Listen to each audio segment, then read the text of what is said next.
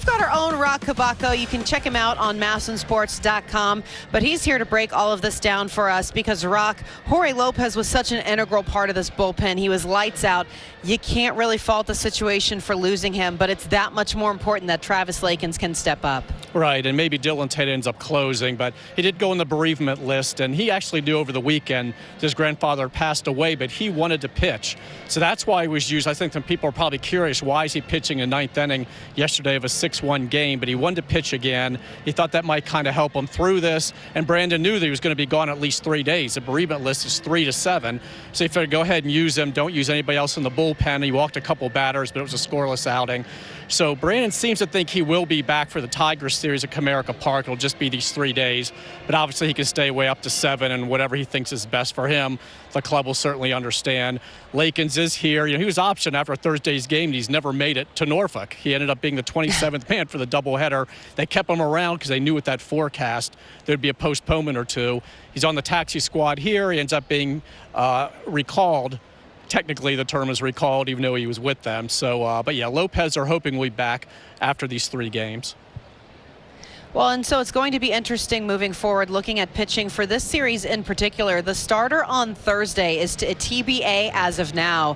What are your thoughts? Because there are several options the Orioles can pull for this. Yeah, our old friend TBA. We've seen that one a few times, and they're discussing it right now. There's always a possibility they bring up somebody from AAA, but right now they're really talking about a bullpen game. There just aren't a lot of options as far as guys that can give you length. Maybe Keegan Aiken. Mike Baumann obviously was optioned, so they don't really have a lot of length guys. So it really would be a bullpen game, kind of passing the baton. You know, they have Logan Allen, the lefty that they claimed off waivers from the Guardians, but he hasn't pitched since like April 27th. So, I mean, they're not sure what he can really give them right now. They want to bring him in more to a low leverage type situation, but if he isn't used, that's a guy that could finally make his debut. I think a lot of it's going to be availability. But they, you know, as far as AAA, they don't have a lot of options there either right now. Yes, Grayson Rodriguez's next turn is Thursday with Norfolk. No, I don't think they're going to bring up their top pitching prospect as a fill-in starter because they have a TBA on the schedule. So I wouldn't get too excited about that. So it could just very well end up being that bullpen game, passing the baton, trying to cover 9 innings. Well, and that's going to be all of the fans groaning right now, but that's also the reminder, too, that the Orioles are trying to take their time, do this rebuild the right way.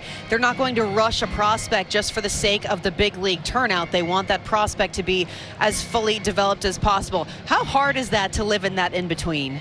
Yeah, I mean, it's you know, it's kind of this balancing act they're doing right here of, you know, obviously people are excited. They want to see these guys come up. And Rodriguez, he's been saying he's ready for a while now, and maybe he is, but they don't want to rush a guy. They've got their own timetable in their mind, even if they're not sharing a date. They don't want to bring a guy up just to fill a spot because they need an emergency starter or because something happened on this roster here. We're going to see Grayson soon enough. I think we'll see Adley Rutschman before him, maybe by that next home game on the when the team gets back here on the 16th.